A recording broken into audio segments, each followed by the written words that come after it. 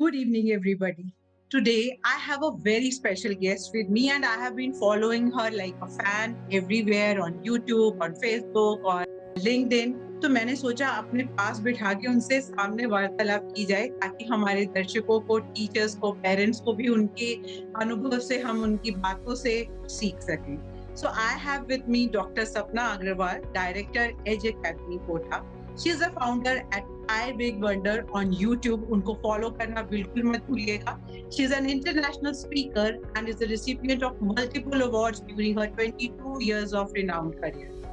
Welcome सपना जी, आपका Stories Matter पर हार्दिक अभिनंदन.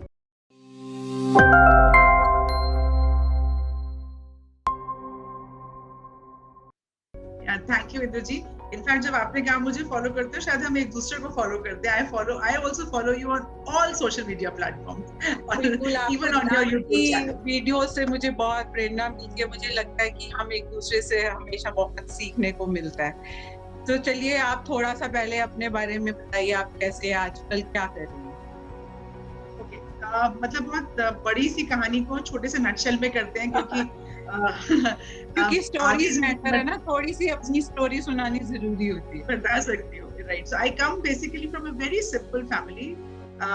मेरी mother was also a teacher. She is no more. काफी साल पहले बिकॉज ऑफ कैंसर उनकी डेथ हो गई थी, but my father is still there. और हमारे पेरेंट्स ने ना हमको सब कुछ छोड़कर बस उन्होंने बच्चों की एजुकेशन पर सारा इन्वेस्टमेंट किया. So when I say I'm from a simple family, तो उन्होंने कहा हम we are two sisters and a brother. We are all doing very well in our own lives.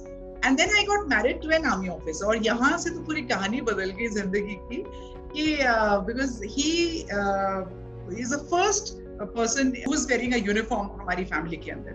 खैर हमारी शादी के बाद बहुत सारे लोगों ने आर्म फोर्सेस ज्वाइन किया. अलग अलग he has been a source of inspiration. Right. And वहां से कहानी इसलिए चेंज हुई कि समझ में आता है कि there is another different world all together, जिसको हम लोग बोलते हैं फौजियों की दुनिया अपनी. आर्मी नेवी, ये हमारे बीच कॉमन पॉइंट है, कॉमन फैक्टर है. राइट. एंड वहां पर इतना कुछ अच्छा है. मतलब जो डेंजर्स हैं, yes, because they go for Wars, वो फाइट भी करते हैं, वो पूरे देश को बचा रहे होते हैं. हमें अकेले रहना पड़ता है, कई बार बच्चे को अकेले बड़े करना पड़ता है. These all challenges are there. But I think वहां पर सीखने के लिए इतना कुछ है. मल्टी कल्चर्स, अलग अलग जगह से लोग आते हैं. आपको बिना कुछ किए we learn a lot of cuisines. हम सीख जाते हैं. हमको घर को डेकोर बहुत अच्छा करना आ जाता है. वी ट्राई टू लर्न अपने आप को अच्छे से ढंग से रखना. There lot of things. शायद ये अपनी जिंदगी का बहुत इंपॉर्टेंट हिस्सा मानूंगी. I feel this is the way I am able to serve my nation more closely.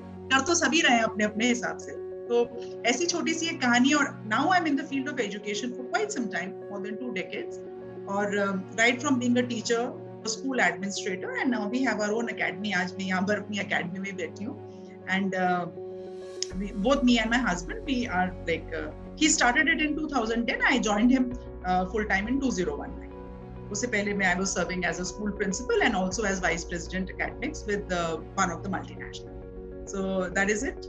Wonderful. मुझे लगता है 90% कहानी सेम है. Academician coming from similar kind of background, getting married to a फौजी and learning all these skills. मुझे लगता है मैंने सारी कुकिंग, सारे cuisines और ये घर डेकोरेशन, इनफैक्ट खुद को ग्रूम करना, साड़ी को अच्छे से पहनना, ये सब कुछ आई थिंक शादी के बाद फौज में आके सीखा. Because there is a way we learn to have our body language and the way we communicate, all those etiquettes that comes very naturally. It's part and parcel of growing up in फौजी culture. तो ये चीज मुझे हमेशा लगता है कि हम लोगों को एक we are privileged to get this in our lives. No doubt about it. No doubt about it. We are definitely privileged because we get to learn from so many people. Yes, and the best thing is cultures we can imbibe. अगर हम गुजरात में रहते हैं तो हम गुजरात का वो रात को जाकर डांडिया देखते थे. अगर बंगाल में है तो 3 साल दुर्गा पूजा देख रहे हैं. फिर उसके बाद बेंगलोर में आ गए तो वहाँ का. तो हर जगह की जो खासियत है वहाँ जाके सीखने में जो मजा है, उसकी बात तभी हमारी शायद कहानियां इकट्ठी होती जाती है. श्योर. एंड घर भी हमारा कहानी कहता है. बिल्कुल. और उसमें हर कोने में कुछ ना कुछ कहीं का पड़ा होता है. तो मेरा पहला क्वेश्चन आपको कि आजकल हम देखते हैं कि पेरेंट्स जो हैं बच्चों को सुपर किड बनाने की होड़ में लगे हुए हैं, जैसे कि सारे अरमान एक ही बच्चे के थ्रू पूरा करने चाहते हैं। उनको कोडिंग भी सिखानी है, उसको रोबोटिक्स भी सिखानी है, उनको राइटर भी बनाना है, उनको डिबेटर भी बनाना है। तो इस बारे में आपको कैसे गाइड करना है यंग पेरेंट को, जिनको ये समझ नहीं आता कि बच्चे को कितनी एक्टिविटीज में डालें और कितना फ्री छोड़ें, कि क्या फ्री छोड़ने से हमारा बच्चा टाइम यूटिलाइज नहीं कर पा रहा है, उसको कैसे गाइड करेंगे आप अपने 22 years एक्सपीरियंस से? So you know actually it is good to expect, मतलब अगर बच्चे से उम्मीद करी जा रही है पेरेंट्स, तो उसमें कोई बुराई नहीं है, कंपैरिजन भी बुरा नहीं है, लेकिन हम किस हद तक जा रहे हैं। द रीजन यहाँ पर ये आता है कि बच्चा एक या बच्चे दो हैं किसी के पास, और उनको बचपन से बच्चों को सारी चीज सिखा देनी है। तो व्हाट हैपेंस इज कि एक साइकिल होती है, एक लर्निंग साइकिल होती है, एंड इसमें कई बार बच्चा बहुत जल्दी बर्न आउट हो जाता है। जैसे मैंने बहुत when I was a school principal, मैंने देखा क्लास 5 तक बच्चा बहुत अच्छा कर रहा है, एंड सडनली नो ग्रेजुअली वो धीरे धीरे डाउन होता चला जाएगा, बिकॉज उसको इतना सैप आउट कर दिया, इतना बर्न आउट कर दिया, क्योंकि 5th तक शायद पेरेंट्स को, मदर को खुद भी बहुत कुछ पढ़ाना आता था, तो वो सारा दिन उसको लेके बैठी रही, कंपटीशन फर्स्ट ही आना है। I have seen mothers, ma'am 93 आए हैं, मैम नहीं, उसको 99 100 ही आने चाहिए थे। This is a very painful statement. हम ना खुश हो रहे हैं, ना शुक्र हो रहे हैं जो बच्चा अच्छा कर रहा है उस चीज का। एंड देयर आर मदर्स जो बच्चे अगर 10 में से 4 लेकर आए, मैं हमेशा बोलती थी उन लोगों को ना कि आपका बच्चा अगर 1/4 मार्क, हाफ मार्क भी ऊपर लेकर आना है, you should be so thankful, you should be so grateful and happy कि बच्चा इंप्रूवमेंट कर रहा है, rather than cursing the child कि तुम किसी लायक नहीं हो। So you are cursing and you are labeling your own child. So my suggestion to all such parents is, when you are comparing, there's no harm, बस उसको अपने मन में रखिए, and you know बच्चे को अपॉर्चुनिटी देते हुए थोड़ी सी लिबर्टी भी देनी है। एंड ये बहुत इंपॉर्टेंट है जो मैं बोल रही हूँ, आपके घर में कम्युनिकेशन और डायलॉग्स हमेशा ओपन होने चाहिए सारे पार्टीज की तरफ से, मतलब मम्मी पापा बच्चा सब आपस में बात करें। बहुत सारे घरों के अंदर लोग बोलते नहीं, मतलब इतना मोनोलॉग होता है, क्या खाओगे, क्या करना है, क्या सोना है, तुमको तो बस सिर्फ पढ़ना है, हम सब कुछ तुम्हारे लिए कर रहे हैं। इतना पेनफुल होता होगा, I just can't imagine. So my suggestion is कि बच्चे हैं, हमारी धरोहर है, हमारे देश का भविष्य है। बिल्कुल, आपकी वो एग्जाम्पल से मुझे छोटी सी वो कहानी याद आ गई कि वो बच्चा एग्जाम पेपर लेके आती है और वो बोलती है कि पापा आप उस पर तो ध्यान ही नहीं देते कि अगर मैं 90 मार्क्स लाई हूँ, आप उन 90 को तो पहले सेलिब्रेट ही नहीं करते, आप उस 10 पे फोकस रखते हो जो मैं नहीं लाई। So let's first learn to celebrate those 90% or 50, 80, whatever, and let's see the child's progress from April onwards कि उसने अक्टूबर में कितना लिया और दिसंबर में कितना लिया, और उसकी प्रोग्रेस पे फोकस करें, ना कि उसकी सारी पूरी क्लास का। तो आई थिंक छोटी छोटी बातें हैं जो हमें बहुत ध्यान में शुरू से अगर रखें तो बच्चे ज्यादा कंफर्टेबल फील करेंगे पेरेंट्स के साथ। हम जब बच्चे को लेबल करते हैं ना इंटेलिजेंट, या मतलब I would not like to say, पर मैं सबके लिए बोल रही हूँ डफर, ये दोनों ही लेबल्स बहुत डेंजरस है, बिकॉज इंटेलिजेंट बच्चा भी रिस्क लेना बंद कर देता है। वो कोई एक्टिविटीज में पार्ट नहीं करता है बच्चा, क्योंकि उसको लगता है मुझे पढ़ाई में इंटेलिजेंस शो करनी है। And similarly a duffer child, उसको लेबल अगर एक बार कर दिया ना, उसको लगा मैं कुछ भी करूं, मेरे को इससे ज्यादा तो कोई अच्छा मानेगा ही। So any label, both extremes, good or bad, it pressurizes basically। अगर हम बहुत इंटेलिजेंट उसको बार-बार कहते हैं, वो भी बेचारा बच्चा बहुत प्रेशर में आ जाता है, तो pressure to perform always visualize करता है कि मुझे तो नंबर लेने ही है। And any time that child fails to meet those expectations, वो अपनी नजरों में गिल्टी हो जाता है कि मेरे से लिया नहीं गया। तो ऐसे बच्चों को बहुत ज्यादा एंजाइटी इश्यूज वगैरह होते हैं। तो आई एम श्योर हमारे पेरेंट्स को बहुत ज्यादा इस इंटरव्यू से सीखने को मिलेगा। तो सपना, जनरली हमने देखा है कि हमारे जमाने में जब हम लोग पढ़ना शुरू करते थे तो लड़की होती है तो पेरेंट्स मेडिकल ले देते थे, बॉयज को जनरली इंजीनियरिंग में डाल देते थे, और जो वो दोनों ना करना चाहें कॉमर्स कर लें या फौज में चले जाएं, कॉम्पिटिटिव एग्जाम्स या IAS कर लें। तो आजकल के बच्चों के पास तो बहुत ज्यादा ऑप्शंस हैं, तो आप उनको कैसे गाइड करते हैं, फोकस कहाँ पे लेके आए पेरेंट्स के? ये बहुत ज्यादा टफ होता जा रहा है because children are so much aware and they have exposure to so many careers. How to help them in this? Okay, ये क्वेश्चन बहुत ज्यादा इंपॉर्टेंट है फॉर द सिंपल रीजन, मतलब कि बच्चों के पास करियर ऑप्शंस बहुत सारे हैं, पर अनफॉर्चुनेटली उतनी अवेयरनेस नहीं है। तो 2-3 चीजें होती हैं, एक होता है करियर अवेयरनेस और एक होता है career profiling. So basically awareness का मतलब तो सारे करियर्स इतने सारे हैं, आपको क्या करना है उसके हिसाब से आप अवेयर करें। और अभी तक एक चीज और बताऊंगी कि अभी तक तो ना बहुत ज्यादा वाटर टाइट कंपार्टमेंट्स है सब्जेक्ट्स के साथ कि ये सब्जेक्ट के बच्चा ये चीज कर सकता है। तो अभी एनईपी आने के बाद काफी कुछ इंटरडिसिप्लिनरी भी हो रहा है उसके अंदर, तो ग्रेजुअली जो बच्चे अभी 12th कर रहे हैं उनको भी काफी अपॉर्चुनिटीज होंगी और आगे आने वालों को बहुत सारी। लेकिन प्रोफाइलिंग जो होता है ना, दैट मीन्स आपको 3 अलग, कम से कम 3 दिशाओं में आपको सोचना होता है कि इंटरनेशनल स्टूडेंट को जाना है, या नेशनल में रहकर बच्चों को गवर्नमेंट एग्जाम्स फाइट करने हैं, या अलग अदर कॉम्पिटिशंस फाइट करने हैं। तो उसकी अवेयरनेस प्रैक्टिकली तो क्लास 6 ऑनवर्ड स्टार्ट हो जाती है। And there is something very important which all the parents must understand, because schools में तो अब ये स्टार्ट हो जाएगा वोकेशनल एजुकेशन की awareness class 6 onwards. Because in case कोई बच्चा एकेडमिकली उतना अच्छा परफॉर्म नहीं कर रहे हैं, so they have a whole lot of scope in vocational education. Yes. Because generation Z और generation Alpha, ये जो बच्चे हैं अभी, they have high intellectual skills for being an entrepreneur, और कर भी रहे हैं लोग, so they have a whole lot of scope जहाँ पर they can do fantastically well, right? तो जैसे मैं पेरेंट्स को कई बार बोलती हूँ कि ना मेरे पास जैसे मिलने आते हैं, तो ऐसे कि आप इनको बच्चों को अपने जहां आप काम करते हो, बिजनेस है आपका, कोई काम है, take them to your work place, let them see the grass root level. तो पेरेंट्स क्या बोलते हैं, नहीं नहीं मैम इनको पढ़ने दो, तो ऐसे दिस इज पार्ट ऑफ पढ़ाई, this is part of growing side.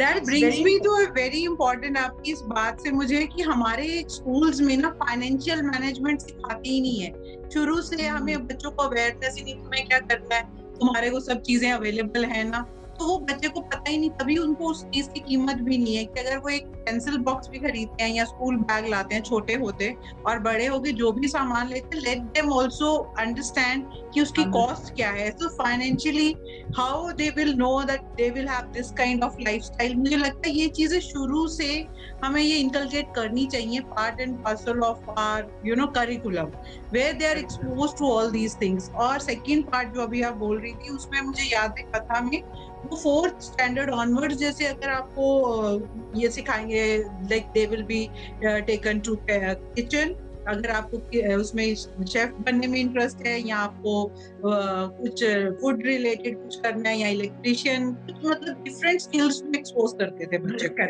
Real life skills जो रोजमर्रा की जरूरत है, एंड वो चूज कर लेते थे अपने लिए। उससे क्या होता है, बच्चा एक चीज तो सीखनी शुरू करता है एटलीस्ट, चाहे वो बड़े होके करे या ना करे। तो एक स्किल डेवलपमेंट वहीं से शुरू हो रही है, छोटे से ही।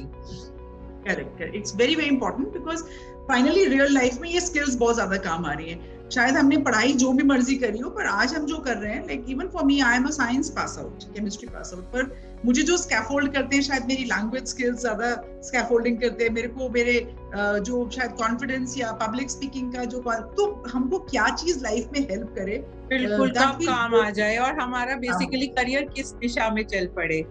सो अभी आपने एनईपी की बात की, तो मुझे ये बताइए कि एनईपी से हमारे एग्जिस्टिंग जो एजुकेशन सिस्टम में क्या फायदा होने वाला है, और आपके हिसाब से कितनी देर में हम लोग इम्प्लीमेंट कर पाएंगे, और पेरेंट्स और बच्चों के लिए what is there to get benefited from it.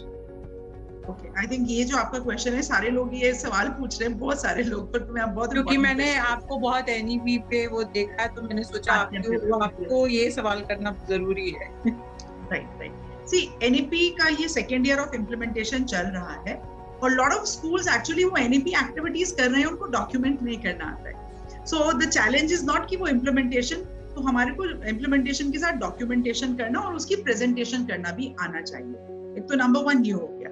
दूसरा, एनईपी से बेनिफिट क्या होने वाला है, आई मीन जिसको हम बोलते हैं ना होलिस्टिक एजुकेशन, तो अभी तक होलिस्टिक वर्ड था जिसको कुछ लोग इंफ्रास्ट्रक्चरल बेनिफिट्स के साथ भी जोड़ रहे थे कि हमारे स्कूल में ये हम फैसिलिटीज दे रहे हैं तो हम होलिस्टिक एजुकेशन कर रहे हैं। बट होलिस्टिक का मतलब actually there is a lot of potential within the child, और उसके अंदर आप मतलब कोई स्कूल बहुत फ्लरिशिंग है, बहुत 5 स्टार लाइक स्कूल है, और कोई स्कूल एक रेगुलर स्कूल है, तो भी दोनों स्कूल के बच्चों में एक होलिस्टिक डेवलपमेंट की अपॉर्चुनिटी होनी चाहिए। So that which NEP is giving. Another thing, languages के साथ इसका बहुत बड़ा एक योगदान होने वाला है, and there is a lot of internationally globally बच्चे कनेक्ट हो जाएंगे, बिकॉज लैंग्वेजेस मेन स्ट्रीम में आ गई हैं, बहुत सारी languages, is a whole list of language, right. Story telling जैसी चीज को इतना ज्यादा एनईपी हाईलाइट कर रहा है for teachers as well as for students. तो टीचर्स ट्रेनिंग के अंदर इसका एक बहुत बड़ा रोल होने वाला है। अनदर थिंग जो एनईपी लेकर आ रहा है, एक्सपीरियंशियल लर्निंग, राइट। सो एक्सपीरियंशियल लर्निंग का मतलब है कि हम जो रियल लाइफ से कैसे कनेक्ट करें उस एक्सपीरियंस को। डिजाइन थिंकिंग लेके आ रहे हैं, प्रॉब्लम सॉल्विंग, क्रिटिकल थिंकिंग, इतनी सारी चीजें। और वोकेशनल एजुकेशन की तो हमने बात करी। हाँ, प्लस यहाँ पर दो चीज और हो रही है जिसको इंक्लूसिविटी इन एजुकेशन बोलते हैं, और इंडियन साइन लैंग्वेज। तो एवरीबडी विल, यू नो, अभी तक हम लोग जो बच्चे दिव्यांग हैं वो कैसे बोलते हैं, हम ये जानते हैं कि अगर ब्लाइंड है तो वो ब्रेल से कर लेंगे, या उनकी क्या लैंग्वेज है, not everybody knows. So Indian sign language NIOS को ये टारगेट दिया गया है, सॉरी IGNOU को दिया गया है ये कंप्लीट करने के लिए। तो जैसे ही वो हो जाएगा, everybody has a right to learn that sign language. So मुझे कितना अच्छा सा दुनिया दिखाई दे रही है कि हमारी क्लास में एक बच्चा पढ़ रहा है जो बोल नहीं पा रहा है, the child speaks with sign language, बाकी बच्चे भी साइन लैंग्वेज से बोल। मैंने इस पे वीडियो की थी और मैंने एग्जैक्टली यही बोला था कि काश ये स्टार्ट हो जाए, so those children will have so many friends in their class, you know, and they will be able to communicate. वो पूरी स्टोरी इसी पे है कि आदिल को कैसे फ्रेंड्स मिलते हैं learning through this sign language. और ये हो रहा है और ज्यादा हो जाएगा। 25 इज द फर्स्ट माइलस्टोन, फिर 2030 नेक्स्ट माइलस्टोन है। तो उम्मीद है कि 25 फर्स्ट माइलस्टोन खत्म होने से पहले आपने जो वीडियो बनाया वो डेफिनेटली हो जाएगा। और मुझे उम्मीद है कि हमारे सिस्टम में से ये रोट लर्निंग खत्म हो जाएगी एंड बच्चे बेसिकली सीखेंगे learning by doing what I call. I hope this gets implemented at ASAP, जल्दी से बच्चों को ये सब एक्सपीरियंस करने को मिले। और मेरा एक और पेन पॉइंट है जो मैं आपसे डिस्कस करना चाहती हूँ, जब मैं आपका प्रोफाइल पढ़ रही थी about child psychology, so mental health, because you are into leadership training, मुझे जो रिक्वेस्ट करनी है कि आप अवेयरनेस कैसे उनमें लीडर्स में ला सकते हैं, how they should start right from foundation years to spread mental awareness, not only in teachers, not amongst teachers only, but also amongst parents. क्योंकि हमें कोई स्ट्रेस बड़े होके शुरू नहीं होता। एक बच्चा जो पहली बार या 2 साल बाद तक स्कूल जा रहा है, उसको भी स्ट्रेस, एंग्जाइटी जैसी सब चीजें होती हैं। जब वो छोटा सा एग्जाम दे, जब वो पहली वर्कशीट लिखता है, उसको तभी भी एंग्जाइटी फील होती है। जब once they start throwing up, या उसको टेस्ट नहीं आता, या उसको स्टेज पे पहली बार बोलना है, तो आई थिंक चाहे छोटे से ही हमें ये करना चाहिए, पर how can we spread this awareness? देखिए, मेंटल हेल्थ ना इतना इंपॉर्टेंट इश्यू है। मैं कम से कम 4 से 5 पॉइंट्स बताती हूँ जहां पर डायरेक्ट इम्पैक्ट है इसका। एक तो एजुकेशनल आउटकम, वर्क, जो बाद में वो काम करेंगे उनकी productivity of work, personal relationships के ऊपर, क्राइम रेट, एंड प्लस ये जो ड्रग अब्यूज या अल्कोहल अब्यूज है ना, इन सब के ऊपर डायरेक्ट मेंटल हेल्थ का इम्पैक्ट है। और बहुत सारे लोग ये सोचते हैं, पता नहीं, आई थिंक अवेयरनेस आ भी रही है, but they feel that, you no, they take it to something like कि अगर कोई insane, मतलब कोई पागल हो जाए तभी उसको mental health issues आते हैं। Nothing like that. Mental health issue can come to anybody. In fact, अभी I mean we have seen in last 2 years इतनी सारी बीमारी हुई, ये हुआ, so बच्चे घर में रहे, हम लोग घर में रहे, तो कहीं ना कहीं कुछ mental health issues थे लोगों को। So there has to be an awareness, और इसका बिल्कुल सिंपल तरीका है कि important क्यों है, ये तो मैंने अभी आपको बताया कि ये सारी चीजें बहुत इंपॉर्टेंट है और इम्यूनिटी पे भी बहुत फर्क पड़ता है अगर मेंटल हेल्थ अच्छी नहीं है। बट हाउ कैन वी, मतलब what can be done to increase awareness? तो बेसिकली अवेयरनेस, उसके लिए टीचर्स को, स्टूडेंट्स को, लीडर्स को, it's flows from the leader. हमको बच्चे की सेल्फ एस्टीम को प्रमोट करने के लिए मेंटल हेल्थ को ही यूज करना पड़ेगा। कॉन्फिडेंस उनका बढ़ेगा तो they will be able to make better decisions, they will be more assertive in their life. Mental health अच्छी होती है तो फिजिकल हेल्थ भी अच्छी होती है, and they are motivated to stay fit. तो जो हमारा फिट इंडिया वाला है वो भी डायरेक्टली इनडायरेक्टली मेंटल हेल्थ से जुड़ा हुआ है। एंड हमारे को जो स्कूल पॉलिसीज हैं वो स्मॉल, छोटी बुलिंग जैसी प्रिवेंशन से स्टार्ट करके और ग्रेजुअली मेंटल हेल्थ की तरफ हमको एक एक करके स्टेप बाय स्टेप लेकर जाना है। ऑनेस्टी जैसी हम जो हम सिखाते हैं ना कहानी की किताब में, that is all mental compass. हाँ, एंड वी हैव टू सी कि कई बार काउंसलर से बात करते हुए, क्योंकि पेरेंट्स से उतनी बात नहीं बच्चे कर पाते, या पेरेंट्स मानते नहीं कि उनके बच्चों को ये प्रॉब्लम है, we see that, you know, हमें अर्ली साइंस और सिम्टम्स दिख जाते हैं, एंड अगर राइट टाइम पे अगर हमें साइन और सिम्टम दिख जाए, they can be very easily handled, well handled, Yes. and nobody will come to know, और बच्चे बिल्कुल normal regular stream Yes, because mainstream बच्चे। majorly teachers को ये समझ ही नहीं आता कि वो learning disorder है, कि वो मतलब कैसे नहीं कर रहा। Suppose उसको language में समझ ही नहीं आ रहा या उसकी ये ability ही नहीं है। So ये चीजें I think it's extremely important that we take up these things seriously, especially when we have such large numbers in schools. बहुत अच्छे से आपने समझाया। I am sure our teachers and parents are really going to get benefited. और एक चीज मैंने और, जो अभी आपने एनईपी की बात की, उन्होंने मदर टंग पे बहुत फोकस किया है। The child should start learning from और इन हर और his mother tongue, you know.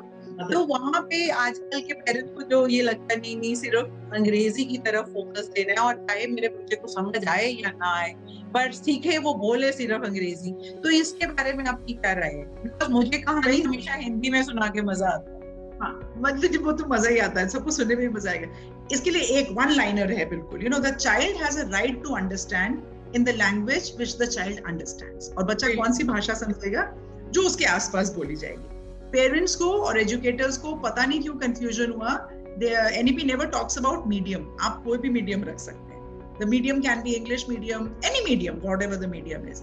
The only thing is build the base in the mother tongue या regional language. Once the child starts understanding, उसकी learning outcomes better होंगे, and then you can switch to any other language.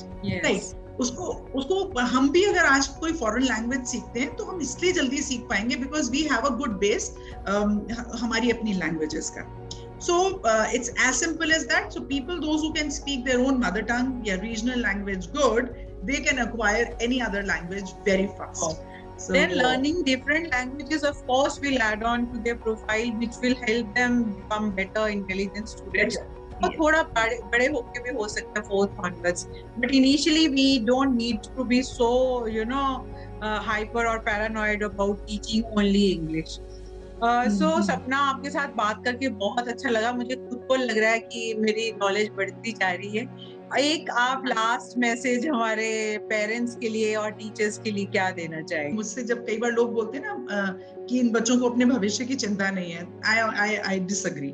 मुझे लगता है इन बच्चों को अपने भविष्य की बहुत चिंता है, बस वो डेफिनेशन नहीं दे पाते कि जो उनके पेरेंट्स समझ पाए उस बात को। So my message to the parents, educators, बच्चास, मतलब मेरे देश के बच्चे और दुनिया के भी, उनको यही है that you know start communicating. बहुत सारी बातें करें एक दूसरे के साथ, बिकॉज जब हम बहुत सारी बातें करेंगे तो कहीं ना कहीं कोई ना कोई रास्ता जरूर निकल आएगा। और उनको बात करने का उतना ही वो दें, मतलब मौका दें जितनी कि आप खुद करना चाहते हैं। आई थिंक बच्चों और पेरेंट्स के बीच communication, I think between anybody, that's the first thing to begin a relationship. एक अच्छा दोस्त बनाने के लिए बच्चे को उनसे खुलकर बात करना, उनके दिल के बातें जानना बहुत जरूरी है। तो I am really thankful to you for joining us, and I request all our viewers to follow her on her YouTube channel. She has huge fan following. Description box में उनकी channel का link share करेंगे। और thank you Sapna for joining me and sparing your time for us. Thank you so much. Thank you Induji for considering me. Thank you so much. Thank you. All the best for your future endeavors. Thank you. Thank you. Bye bye.